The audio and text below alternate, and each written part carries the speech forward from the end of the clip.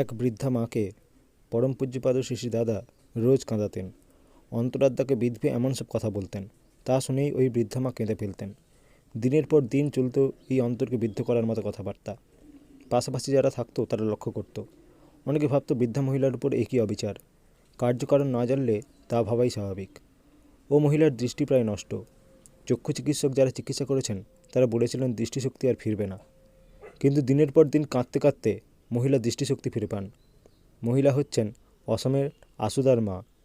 দৃষ্টির স্বচ্ছতা না থাকলে পরম পিতাকে যেরকম ঠাহর করা যায় না, শ্রী দাদার ক্ষেত্রেও আমরা তাই তার কাজকর্ম ভেবে কুলকিনারা পাই না।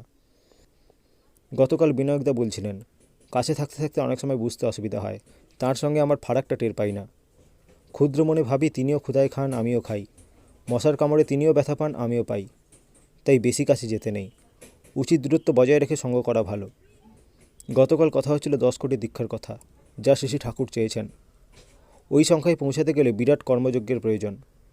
দ্বিতীয় বিশ্বযুদ্ধের সময় হিটলার যখন সহসা রাশিয়া আক্রমণ করে, রাশিয়ার এক একটা জনপদ পুরুষশূন্য হয়ে যায়। যারা যুদ্ধে যাচ্ছিল তারা আর ফিরছিল না। তৎসত্ত্বেও রাশিয়ানরা থেমে যায়নি। তারা টোটাল রেজিস্ট্যান্স গড়ে তোলে। মহিলা, শিশু সবাই রেজিস্ট করেছে। এইভাবে হিটলারকে তারা পরাস্ত করেছিল। আমাদের দীক্ষার ক্ষেত্রেও মায়েদের, যুবকদের, এমনকি শিশুদেরও যাজন কাজে অভ্যস্ত করাতে হবে। তারাও ঠাকুরের অনুশাসন মেনে চলবে।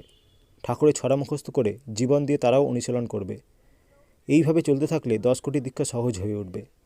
আমাদের যাজন প্রচেষ্টাও সর্বাত্মক করে তুলতে হবে। সামাজিকভাবে কোনো কার্যক্রম করতে গেলে রেজিস্ট্যান্স আসতে পারে। তোমার ঠাকুরের দীক্ষা নিতে যাব কেন, আরও তো কত গুরু আছেন।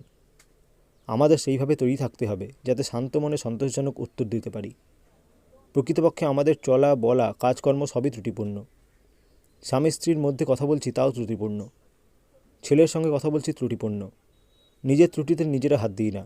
কী কথা কেমনভাবে বলতে হয় জানি না, তাই ত্রুটি থেকেই যায়, সেখানে হাত পড়ে না। বহু অবাঞ্ছিত অভ্যাস থেকে যায়। সঞ্জীবদা বলছিলেন, কোনো ব্যক্তিকে যখন দেখি তার পুরোটা দেখতে পাই না। আমি তো বলি সামনেটাও দেখতে পাই না।